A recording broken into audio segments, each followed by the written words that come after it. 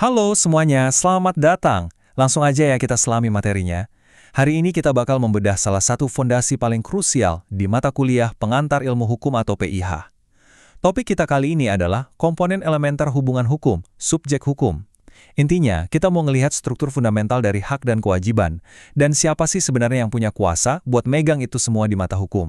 Oh ya, sebelum melangkah lebih jauh, saya mau kasih tahu kalau materi yang padat dan kaya ini disusun langsung oleh tim penyusun materi studi tentang ilmu hukum online. Jadi ini benar-benar fondasi teoretis yang kuat dan udah dirancang khusus supaya kalian bisa paham akar keilmuan hukum secara komprehensif. Oke, ini agenda kita hari ini. Pertama, pengantar komponen elementer hukum. Terus, manusia sebagai subjek hukum. Ketiga, eksistensi entitas badan hukum. Keempat, menelaah teori badan hukum. Kelima, daftar pustaka dan referensi. Dan terakhir, refleksi pembelajar ilmu hukum. Bagian 1. Pengantar, komponen elementer hukum. Nah, pertanyaan besarnya gini, apa sih sebenarnya subjek hukum itu?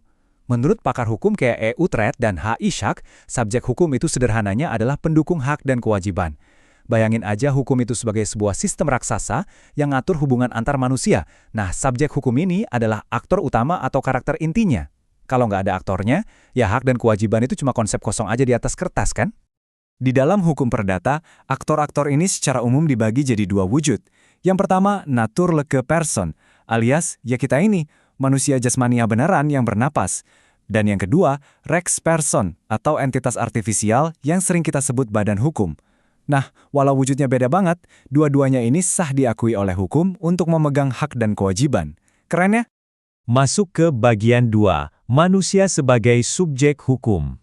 Terus, gimana sih hukum melihat siklus hidup kita? Sederhananya, hak kalian itu resmi diakui sejak kalian lahir dalam keadaan hidup.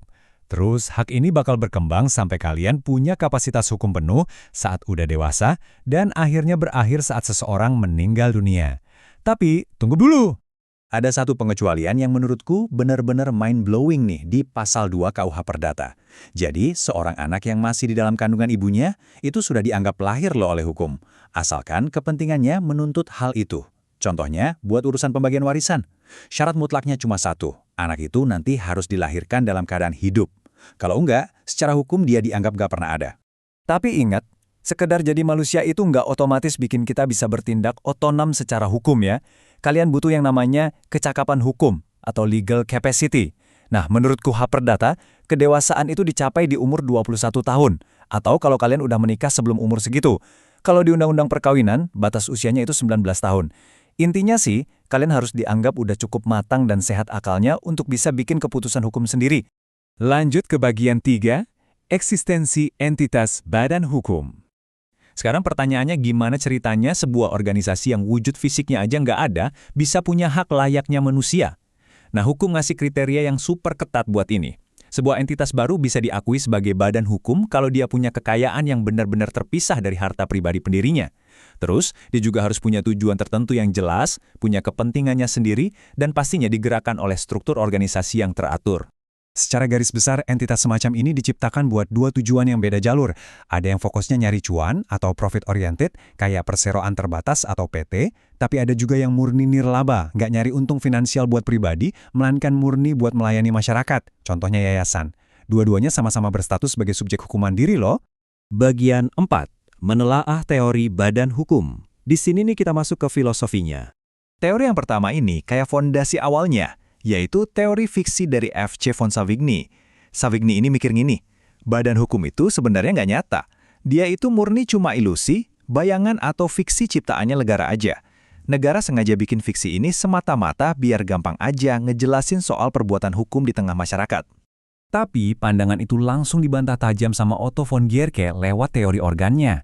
Guericke bilang, nggak gitu, badan hukum itu organisme nyata loh. Menurut dia, badan hukum itu benar-benar hidup dalam pergaulan hukum.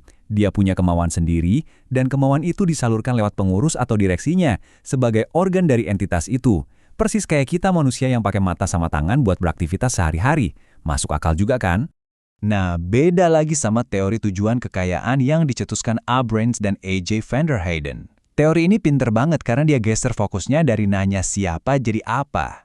Menurut mereka, hak itu nggak melulu harus nempel ke orang, tapi bisa aja nempel pada tujuan spesifik dari sekumpulan harta kekayaan itu sendiri. Jujur aja ini adalah penjelasan paling pas buat ngejelasin kenapa sebuah yayasan itu bisa eksis. Terus, ada juga teori milik kolektif dari Molengraf dan Planiol. Mereka berdua lebih ngelihat entitas ini sebagai sesuatu yang sifatnya komunal. Jadi badan hukum itu intinya cuma konstruksi yuridis aja, semacam payung abstrak. Tapi realitanya, di balik payung itu, yang ada adalah properti atau harta patungan dan tanggung jawab bareng dari orang-orang nyata yang jadi anggotanya. Rangkaian teori ini ditutup sama pandangan yang super pragmatis dari teori Egens. Egens ini kayaknya nggak mau pusing mikirin ini fiksi apa organisme nyata. Buat dia, badan hukum itu ya cuma hold figure atau figur pembantu aja. Konstruksi ini dibolehin bahkan diwajibkan sama hukum ya karena masyarakat kita emang butuh itu. Biar urusan ekonomi dan hak yang skalanya raksasa bisa jalan dengan efisien. Sesimpel itu. Bagian 5. Daftar pustaka dan referensi. Tentu aja, kajian yang dalam kayak gini nggak mungkin berdiri sendiri. Ini dia literatur-literatur yang jadi kitab sucinya anak hukum di Indonesia, yang kita jadiin tulang punggung materi ini. Mulai dari pemikiran klasiknya L.J. van Apeldoorn, karya sistematis dari Sudikno Mertokusumo, kajian hukum modernnya Peter Mahmud Marzuki, sampai pendekatan sosiologis dari Profesor Satjipto Raharjo. Kalau kalian benar-benar mau mendalami ilmu hukum, buku-buku ini hukumnya wajib kalian baca. Bagian 6. Refleksi pembelajar ilmu hukum. Gak kerasa, kita udah sampai di akhir sesi. Sebelum pamit, saya cuma mau ngingetin kalau sesi pemaparan ini emang didesain khusus dengan standar akademik yang solid sebagai media pengajaran online. Jadi, kajian ini bisa banget jadi referensi akademik berkelanjutan buat kalian para mahasiswa dan pembelajar hukum. Kapanpun kalian butuh refresh ingatan soal dasar-dasar hukum, kalian bisa selalu akses materi ini lagi. Dan buat nutup sesi ini, saya mau ninggalin satu pertanyaan berat yang asik banget buat kalian renungin. Tadi kan kita bahas teori fiksi dari von Savigny abad ke-19 yang bilang badan hukum itu cuma ilusi buatan negara. Nah, pertanyaannya, gimana caranya hukum modern nuntut pertanggungjawaban dari konglomerasi teknologi multinasional yang supermasif, di mana kekuasaan, duit, dan pengaruh ilusi ini bahkan udah jauh ngelampaui negara yang nyiptainnya? Coba kalian pikirin baik-baik. Teruslah belajar, jangan pernah berhenti bertanya, dan sampai jumpa di kajian hukum kita berikutnya.